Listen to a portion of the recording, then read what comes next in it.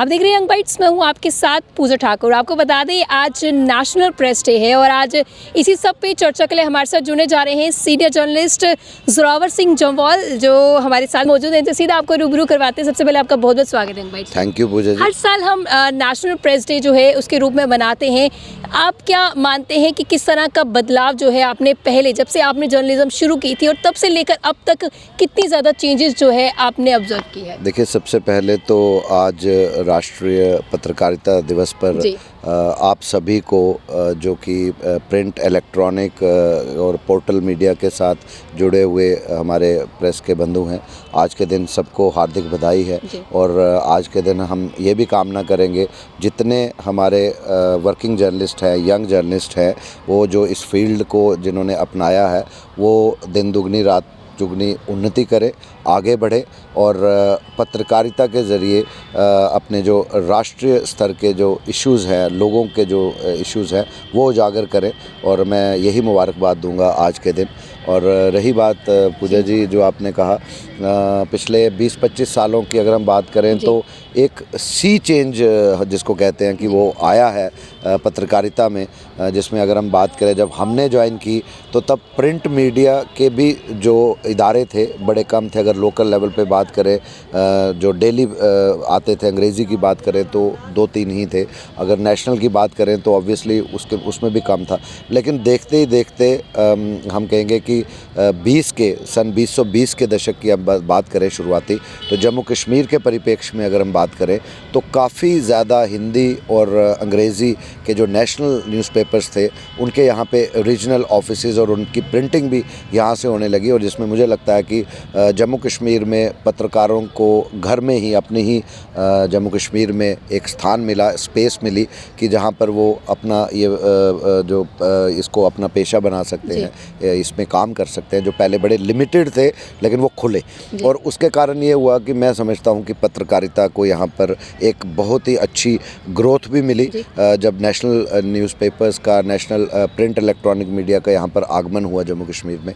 और अब की बात करें 2020 की, तो मैं जब सन 2000 की बात कर रहा हूँ तो तब ये था। और 20 साल के बाद अगर पिछले 7-8-10 सालों की अगर हम नज़र मारें तो मुझे लगता है कि जो ये स्मार्टफ़ोन के ज़रिए और ये जो सोशल मीडिया में और ख़ासकर पोर्टल मीडिया का आगमन हुआ है, मैं समझता हूँ कहीं ना कहीं इसमें भी पत्रकारिता को एक नया आयाम मिला, लोगों को एक स्पेस मिली, वर्किंग जर्नलिस्ट को एक प्लेटफॉर्म मिला है जहाँ से वो पत्रकारिता को बाखूबी चला रहे हैं। सोशल मीडिया का इमर्जेंस जो है वो काफ़ी ज़्यादा हुआ है, किस तरह से आप इसे देखते हैं, क्या कुछ कहना चाहोगे? देखिए, इसमें हर चीज़ का पॉजिटिव और नेगेटिव होता है। और चाहे वो किसी भी क्षेत्र की बात कर लीजिए, किसी भी सेक्टर की बात कर लीजिए, पत्रकारिता की अगर बात करें तो इसमें जो सोशल मीडिया में एक मैं समझता हूँ कि आईटी के थ्रू एक आधुनिक युग की बात करें तो पत्रकारिता में भी बहुत बढ़िया चेंजेस आई हैं। अगर पॉजिटिविटी की बात करें, हमें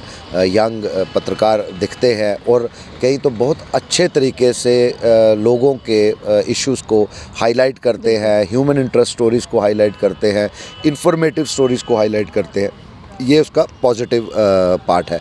नेगेटिविटी ये है कि जिन लोगों की बैकग्राउंड पत्रकारिता नहीं है या उनके कोई वेस्टेड इंटरेस्ट है तो वो भी कुछ मैं ज़्यादा नहीं कहूँगा लेकिन कुछ परसेंटेज उनकी भी हम कहेंगे मिलावटी वो इसमें कहीं ना कहीं एंट्री करने की कोशिश कर रहे हैं। पर मेरा ये फर्म बिलीफ है कि जो वर्किंग जर्नलिज्म में रहते हैं, जिनका बेस पत्रकारिता है, जिनका शौक पत्रकारिता है, जब उनकी स्ट्रेंथ ज़्यादा होगी और जो वेस्टेड इंटरेस्ट या जो येलो जर्नलिज्म जिसकी बात करते हैं परस्यू करने वालों की अगर एंट्री करने की भी कोशिश होगी तो वो बड़ी ही जल्दी हो सकता है, थोड़ा वक्त लगे लेकिन वो एक्सपोज हो जाते हैं। अच्छे और बुरे एस्पेक्ट्स की बात की जाए तो वो हर एक फील्ड में हम देखते हैं, लेकिन क्या आपको नहीं लगता है कि आज के टाइम पे प्रोफेशनलिज्म की भारी कमी है? देखिए, आपने मेरी ही बात को आगे बढ़ा दिया कि जैसे मैं बात कर रहा हूँ कि आप इस ओर उस ओर इशारा कर रहे हैं कि जिन लोगों की बैकग्राउंड पत्रकारिता नहीं है,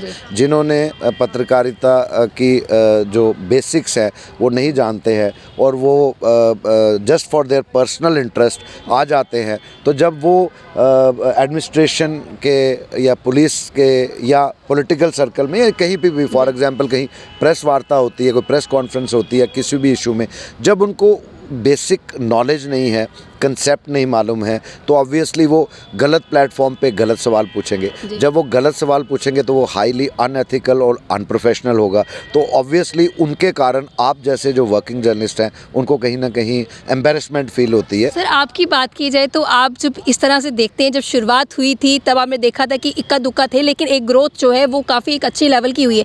लेकिन क्या कभी बुरा नहीं लगता है कि हमारे प्रोफेशन के साथ कहीं ना कहीं छोटे स्तर पे या बड़े स्तर पे खिलवाड़ ज़रूर हो रहा है? देखिए, मैं by and large all over world की भी बात करिए, ऑल ओवर इंडिया की भी बात करिए, ये हर जगह हुआ है। ये सिर्फ जम्मू कश्मीर की बात नहीं है पूजा जी, लेकिन हम जम्मू कश्मीर के परिप्रेक्ष्य में बात करें तो यहाँ पर पत्रकारिता करना इतना आसान नहीं है, क्योंकि अगर जम्मू कश्मीर में बात करें, we are a border state, आए दिन कुछ ना कुछ international border line of control पे कुछ हो रहा है। अगर हम बात करें पिछले 35-40 सालों से यहाँ पर उग्रवाद को हमने फेस किया है, और पुलिस या पैरामिलिट्री या इंडियन आर्मी फोर्सेस के बाद अगर कोई ऐसा कोई हादसा, ऐसा कोई टेररिस्ट रिलेटेड इंसिडेंट होता है तो उनके बाद अगर वहाँ पर कोई पहुँचता है वो एक पत्रकार पहुँचता है। तो मेरा कहने का भाव ये है कि हमारे यहाँ पर जम्मू कश्मीर में अगर पिछले 35-40 सालों की बात करें तो पत्रकारिता बड़े डिफरेंट सर्कमस्टांसिस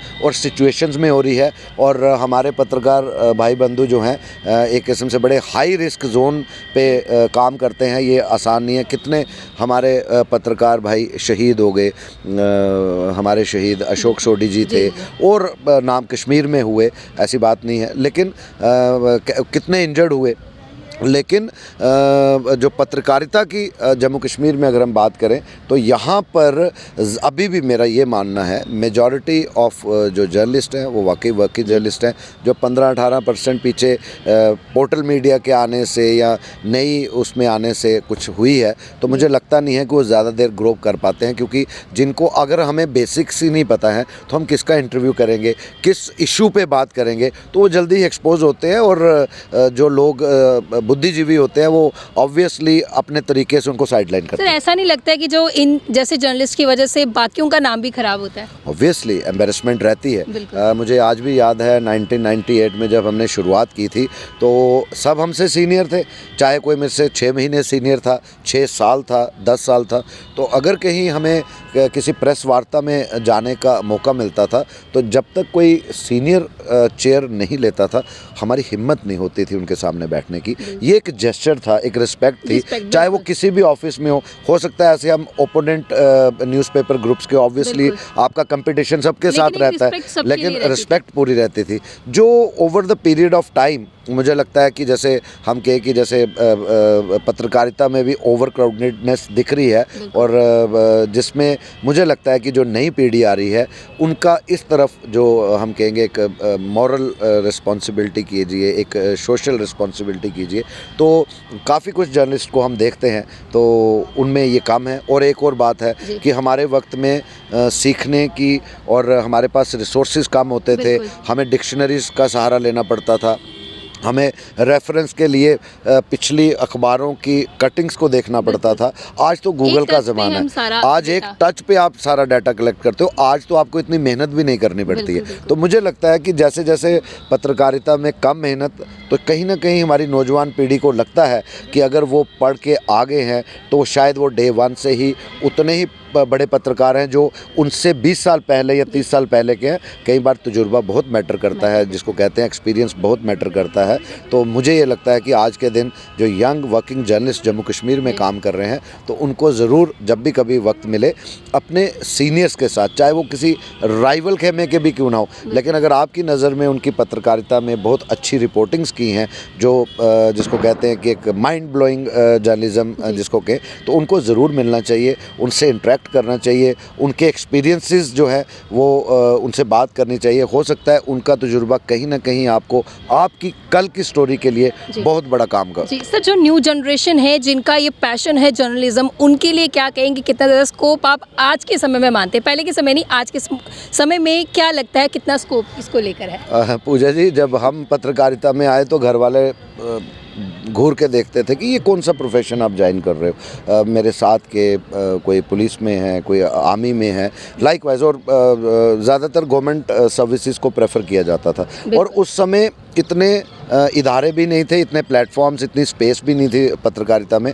तो सब एक किस्म से अजीब सा वहाँ पे उन दिनों में जब हम जर्नलिज्म में आए। लेकिन आज आप देखिए कि कितने आपको पोर्टल मीडिया के थ्रू, प्रिंट इलेक्ट्रॉनिक मीडिया के थ्रू आपको कितनी ऑर्गेनाइजेशंस यहाँ पे, जम्मू कश्मीर की बात करें तो अब यहाँ से भी निकल के डिस्ट्रिक्ट लेवल, कई हमारे जम्मू कश्मीर में डिस्ट्रिक्ट ऐसे हैं जहाँ पे वहाँ पे अखबारें छप रही हैं। तो कहीं ना कहीं आपको स्पेस मिल रही है, आपको स्कोप भी बढ़ रहा है। तो मुझे लगता है कि आज के वक्त में जर्नलिज्म जो है, अगर किसी ने वाकई करनी है तो इसको सिर्फ एक प्रोफेशनली मत समझिए कि तनख्वाह के ऊपर। पत्रकार वही कामयाब हो सकता है जिसके अंदर साधना और काम करने की लगन और समाज के प्रति एक अपना व्यू पॉइंट जो है वो, और एक समाज सेवा की तरह अपने आप को समझे, फिर जाके वो पत्रकार कामयाब हो सकता है। अगर आप सिर्फ पैकेज, नो डाउट आज के वक्त में भी और उस समय में भी पैसा हर इंसान की ज़रूरत है, लेकिन पैसे के बल पर पत्रकारिता मुझे नहीं लगता कि होनी चाहिए। पैसा, तनख्वाह या आपका पैकेजेस जिसको कहते हैं वो अपनी जगह है, लेकिन जब आपने रियल सेंस में पत्रकारिता करनी है तो उसमें मुझे लगता है कि यंगस्टर्स को कोई कंप्रोमाइज़ नहीं करना चाहिए। बहुत धन्यवाद हमारे साथ जुड़ने के। तो एक रियल सेंस में पत्रकारिता करना जो है वो बहुत ज़्यादा ज़रूरी है, अपने प्रोफेशन के साथ जो है कॉम्प्रोमाइज़ नहीं करना चाहिए। और पैकेज की जिस तरह से बात की तो ठीक है, हर किसी को ज़रूरत रहती है पैसे की, लेकिन कहीं ना कहीं जो ये जर्नलिज्म फील्ड है, जिस चीज़ के लिए जो इसका एक इंपॉर्टेंट रोल है ना, उसको हमें उसी वे में जो है प्ले करना चाहिए। अगले वीडियो लेकर फिर मैं हाजिर हूँ, तब तक के लिए आप देखते रहिए यंग बाइट्स। फिर जर्नलिस्ट अमन शर्मा के साथ मैं पूजा ठाकुर, यंग बाइट्स, जम्मू।